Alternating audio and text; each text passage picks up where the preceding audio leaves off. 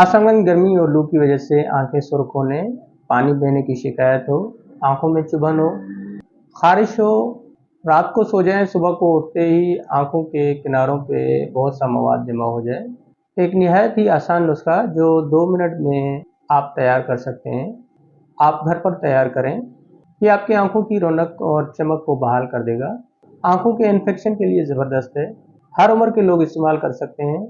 आंखों के मेलेपन और गदलेपन के लिए बेहतरीन है। कोई साइड इफ़ेक्ट नहीं होगा। अर्के गुलाब 100 ml के करीब करीब ले लें। 2 ग्राम फिटकरी पीस कर आप उसमें डाल दें। किसी बोतल में डालें, बोतल को अच्छे तरीके से हिलाएं। 3 घंटे के लिए आप रख दें। 3 घंटे के बाद जब आप देखेंगे बोतल के निचले हिस्से में मेल जमा हो जाएगी, उसको अलहदा करें। साफ अर्क को आप किसी ड्रॉपर में डाल दें, किसी महफूज जगह पर रख दें।